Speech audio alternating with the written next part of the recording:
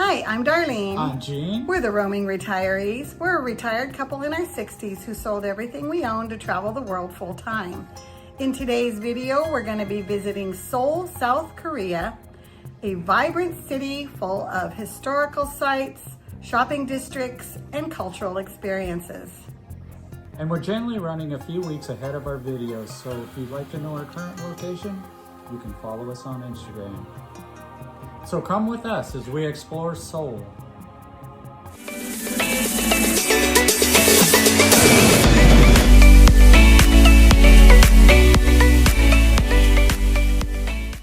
So before coming to Korea, we decided not to do the Airbnb route, and instead we chose to do hotels all around South Korea. We ended up in Seoul picking a Marriott in the Gunpo district, and we chose Marriott because we were trying to increase our points. And what we were looking for was convenience. This was not in the tourist area of Seoul, so Gunpo is quite a ways away, so we ended up having to take a train. And but the train was only like 5 minutes away. Yeah. It was an easy walk, get on the train. You didn't have to get off the train or switch trains. So it made it real easy to get to all the tourist places we wanted to go. Yeah, it was really convenient. And then we also were 1 block from like the traditional, there was all kinds of restaurants and shopping and little shops, and the restaurants were really cool because there was a bunch of them with those big fresh fish tanks out front. Yeah. And we saw eels and all kinds of things in those tanks. So had a little bit of everything. Yeah, so that was really neat to see. And then we were right down the street from this big open air mall as well. Yeah. So and we had several 7-Elevens around, which were good just for grabbing snacks and drinks and stuff. Yeah, it was like kind of that. funny how many there were. I think we had 3 within a block. Yeah, they were all pretty close. You could like walk out of one and see another one a block away. So anyway, but we really enjoyed our stay at this hotel, and we'd recommend it. I mean, because it was convenient. It just was a little bit of a train ride. Yeah. And so if you're open to that, but it saved us hundreds of dollars. Yeah. I mean, literally, I think we saved about $600 or $700 by just not staying in the tourist district. Yeah. So anyway. This hotel, it offered a spacious room with a walk-in shower, bathtub, huge buffet breakfast, and it also had a full-service restaurant, which we ate at a couple nights. Yeah, we did. Yeah, and it had a fitness center, a rooftop pool, and it's close to shopping, the mall, the train station. Yeah. And so it had all that stuff real close by, so I was very happy with it. And it was a nice big room. Yeah. Yeah. Because we had like a couch and, you know. So anyway, we're going to put a recommendation. We'll put where we stayed. And then if you guys decide out there that you're going to go to Seoul and you don't want to stay right in the heart of the city and pay the big prices, this would be the place for you. And so the next thing we did was we went on our very first touring day. We went to the Myeongdong Cathedral. And the cathedral, it serves as a community landmark and tourist attraction for the city of Seoul and South Korea itself. It's the first Catholic Gothic style church that was put in. It was definitely different. Yeah, and it was built way back in 1898. And we actually thought it was kind of modern. We kind of went in there thinking, well, this was built 100 and some years ago, and it was really nice, you know. It seemed modern to me, architecturally. But anyway, and then we walked around the grounds, and they were peaceful and beautiful. Yeah, lots of statues out there for you to look at. So this was, it was just a really nice stop, and we're going to recommend that you go visit it. We like to visit the churches, though. That's something we just like to do. Yeah, so, we do. Anyway, we do enjoy them.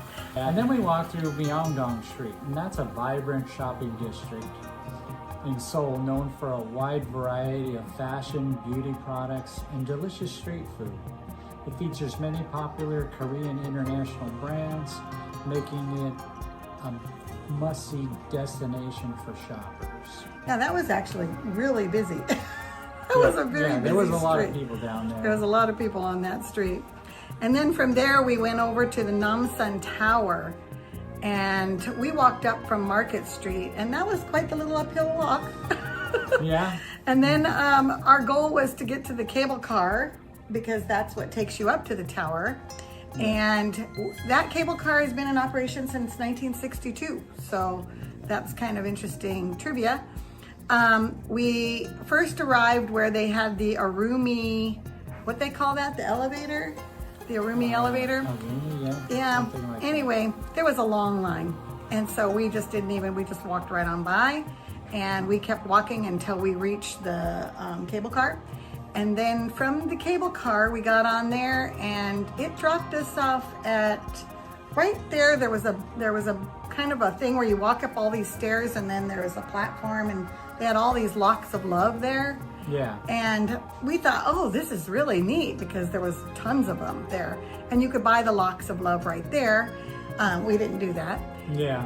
But you could buy them there, and then we were walking around, and then we kind of went up more stairs, and we came out to this big open area. Then there was more locks of love going down one whole side. It was actually amazing at how many there actually was. It was so many, and they were stacks upon stacks upon stacks, you know. Yeah. So anyway, so that was kind of cool to see. And then we got to the Namsan Tower, and we are going to go up. And we, I think, what did we pay? We paid $19. That's US dollars. If you have kids, or if you're 65 and older, which we haven't quite gotten there yet, then that was only $15. And the Namsan Tower is also, it's like a radio tower too. Yeah, that serves. Like, it's the highest place in Seoul, I guess. Yeah. Why not put a cell tower on top of it? So it was really cool. Yeah.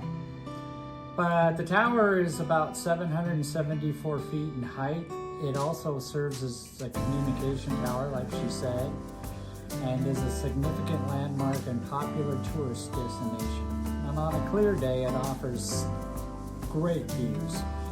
And you can see all over, but when we were there, it was kind of foggy, so we didn't get that great a view. So it was really foggy. But once you got in the tower, it had some shops, some souvenir shops, some little coffee shops and stuff like that. And more shops up there, and they had places where you could take pictures and stuff like that, just for little, I don't know what they call that, where they have the hearts. And, yeah. They just had photo ops, and it all set up all around. Photo ops, that's what I was looking for. Yeah. So. But after you went there, there is a restaurant on the one floor that it's an observatory restaurant. Yeah, and it rotates. It goes all the way around. Takes about 8 minutes or whatever to make one full revolution. Yeah. Yeah. So. And we definitely liked it. So that's kind of a must see. You gotta see. Yeah, I think it's such a huge tourist. Yeah. Thing there were to a do. lot of people when we were getting on the cable car. Boy, they shoved you in there like sardines. Yeah, but I mean, there was a lot of people standing in line, so. Yeah, and they fill it.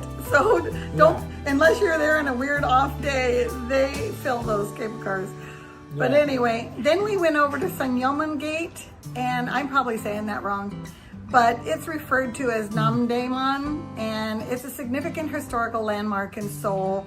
It serves as the southern gate of the Seoul City Wall and is recognized as the country's national treasure. It was completed in 1398 during the reign of King Taeo and the founder of the Joseon dynasty. We're able to observe a changing of the guard while we were there, and that is free. It's done twice daily from 11:20 to 11:40, and then again from 1:40 to 2 o'clock. Except on Mondays.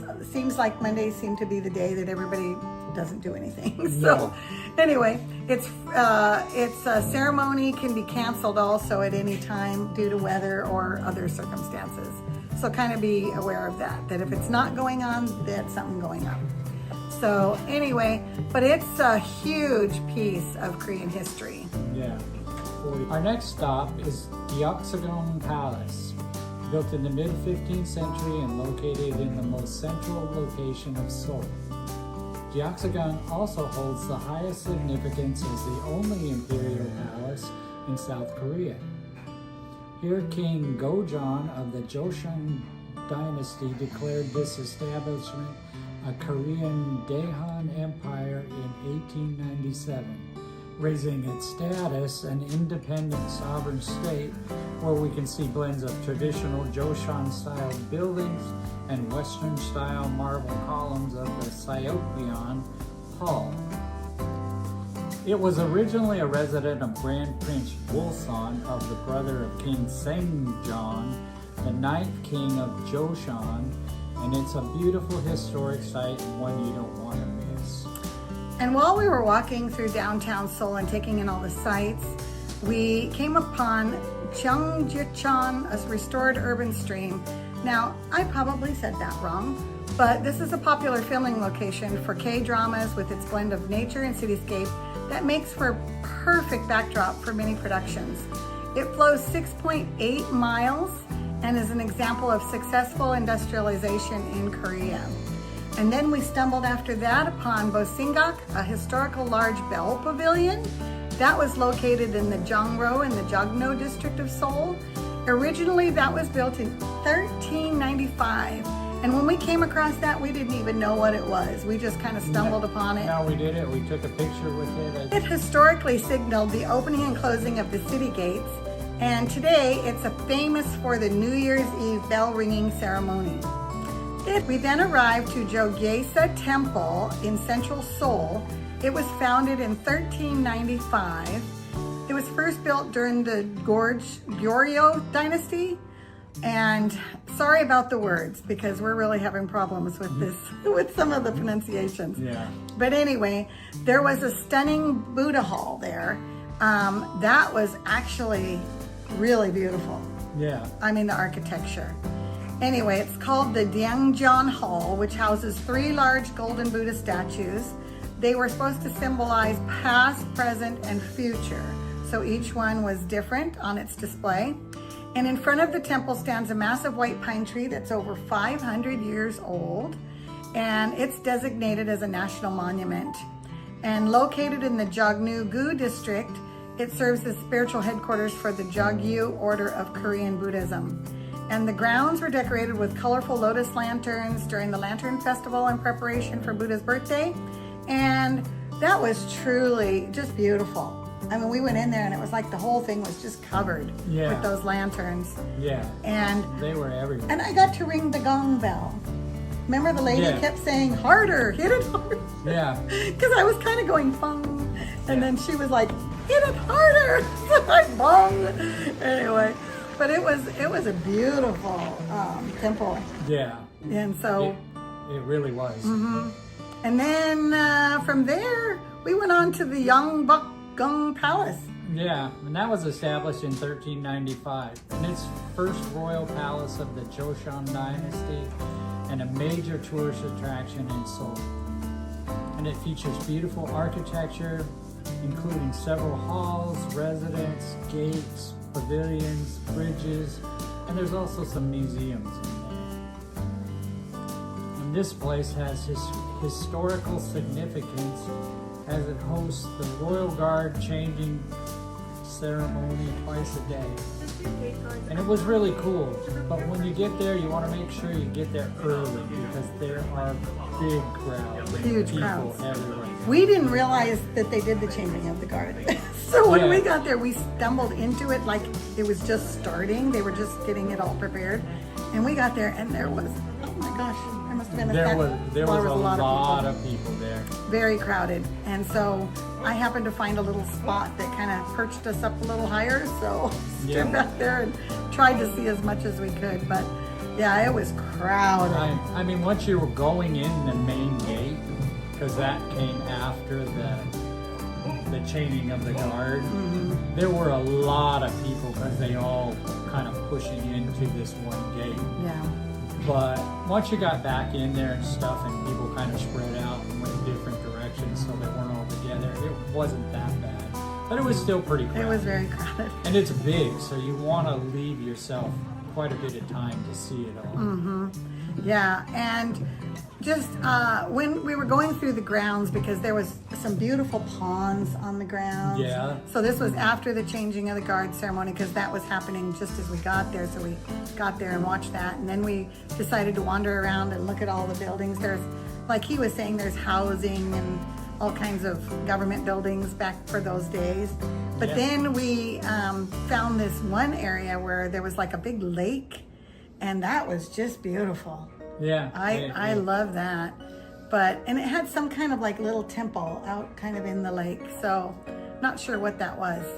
But I'm not sure it was even little. I thought it was pretty big. well, I mean, it wasn't compared to some of the buildings out there. I guess It was, that's you true. know. But anyway, so it was just beautiful. And the grounds, you know, as people kind of started to leave, because really people were there for the changing of the garden, maybe people that were there earlier was leaving, and it got a little less busy. And Right, so when you're yeah. walking around, you could actually kind of experience things, look into buildings and things like that. So we enjoyed that a lot, and it is a big tourist spot. So just Yeah. remember that. Yeah, that it's, leave yourself a lot of time yeah, to go through. but it's an absolute must visit. Don't you Yeah, think? I wouldn't say you'd want to miss that. No. And then just outside the palace is Gwangwamun Square. That area features several royal administrative buildings. It has a big water fountain with this long waterway. That features the statue of Admiral Yi Sun-sin and another statue of King Sejong the Great. And while we were there, there was also Lego exhibits and building stations, an outdoor library, children's play area. I mean, they had a little concert going on for the kids, so they must have had some kind of kids event when we were there. Yeah. And there was a lot of kids. I mean, Yeah, there was that a lot place of people there. yeah, it was busy. But anyway, and I know they change, from my reading, I know that they change events. So on the outside, when we were there, it happened to be some kind of kids event, Yeah, but it you looked might go like and it'll Lego. be, yeah, Yeah. you might go there and have something totally different. So Yeah. anyway, but it was a lot of fun on the outside too, regardless. I Yeah. mean, there was music and, you know, so we enjoyed that. And then after we left that area, we went up to the Bukchon Hanok Village. And that's where it has all the Hanok houses.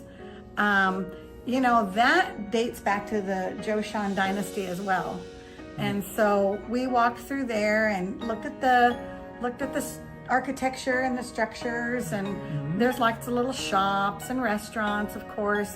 And then we found our favorite. The ice cream shop. Yeah, that's where Gina and I like to go. We always find the ice cream shop. It was pretty warm that day, so It was warm. Ice cream was cooling and refreshing. And I think after walking for like 100 miles, no, it felt like 100 miles. We walked a lot that day. I think, what did it say we put on that day? Like 8 or 9 miles. But anyway, I think we were getting tired and a little cranky, and we just needed a pick-me-up, and that was the ice cream. So. Yeah. So Anyway, so we stopped and we got our traditional ice cream that we always get while we're out and about. yeah. And then the next day we headed to the National Museum of Korea. That was a huge museum. Yeah, it's big. I mean, I would say you have to, at the least, you have to have a half a day to go through it, but I might even give it a little more. Yeah. But the hours for the museum, they're Monday, Tuesday, Thursday, Friday, and Sunday. It's open from 9:30 to 5:30. And then on Wednesday and Saturday, it's open from 9:30 to 9 p.m. So it's open a little bit longer. Yeah. And then right in the middle there's that big, huge digital pillar. Yeah. That was really cool because it has like live scenes being played on it, on this giant pillar, and it stands in the middle of the hall Yeah. when you come in. And it has a big pagoda right in the middle that was, Oh yeah, that was cool. it's 44 feet tall, and it's all carved from marble, and it was made in 1348.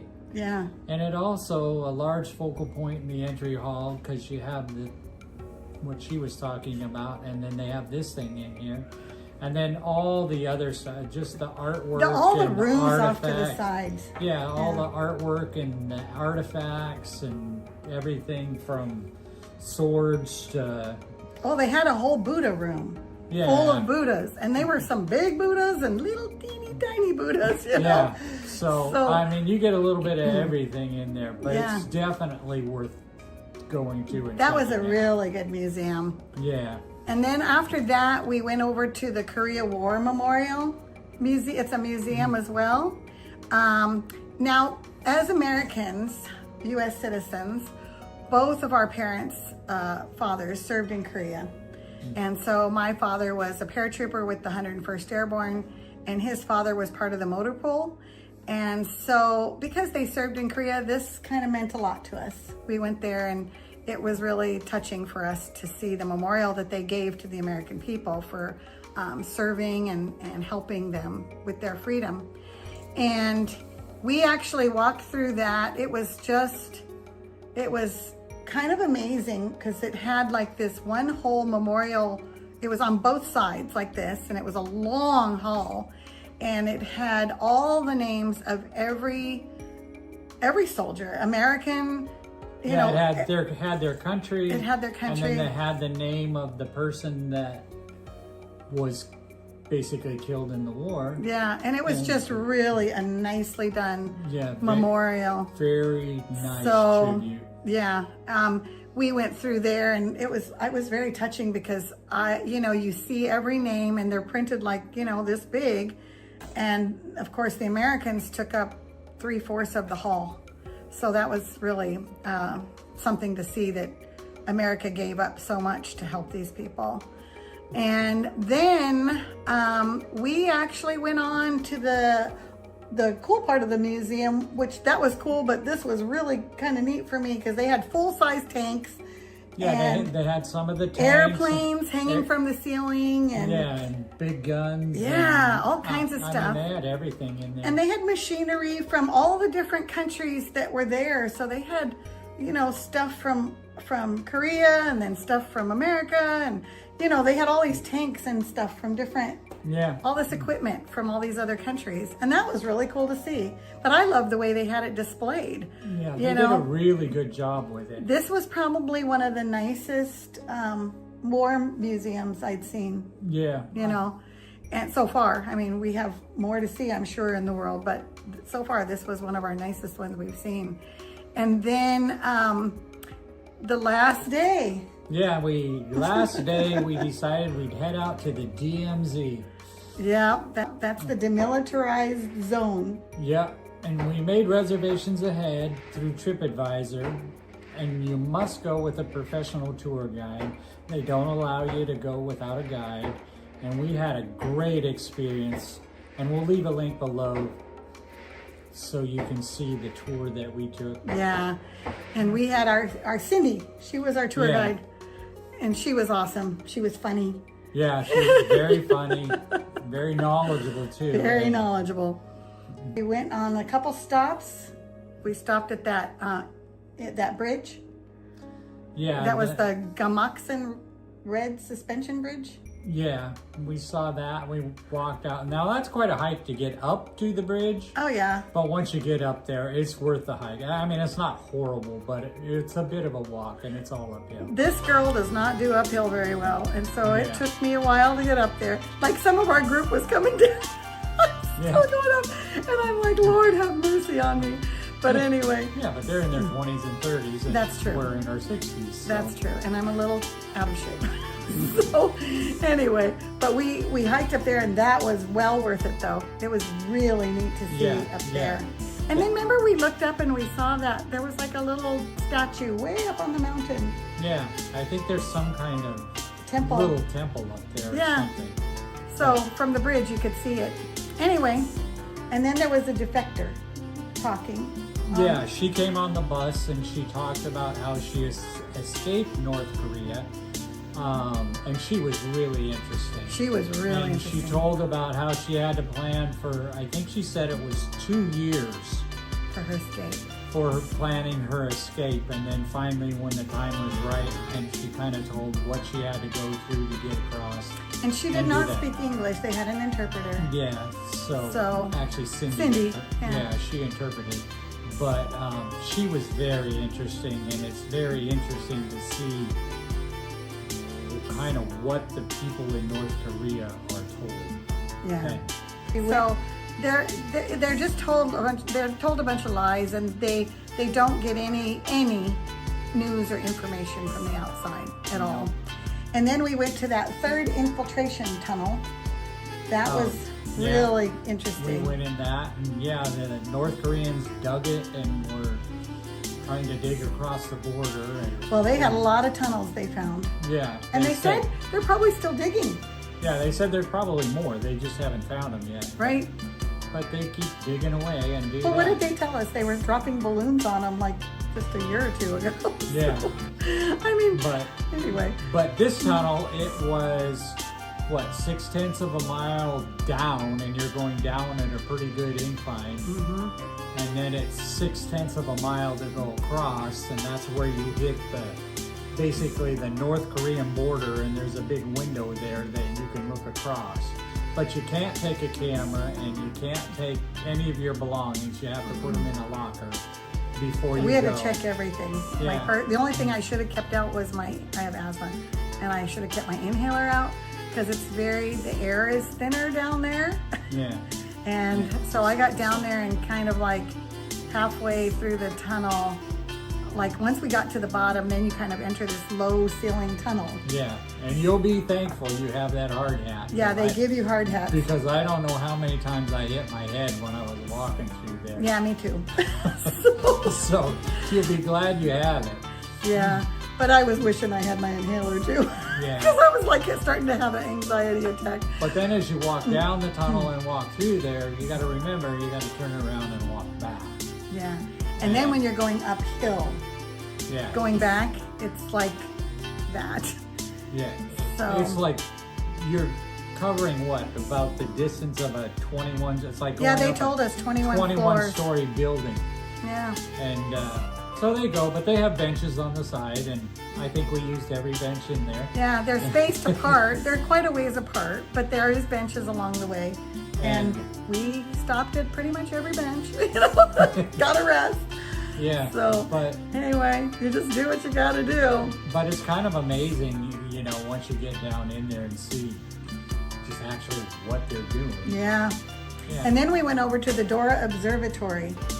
And that's where we got to look. They have like these, the looking glasses that you can look through, the big long telescope things. Yeah. And so you can look over the wires, over the walls, into North Korea.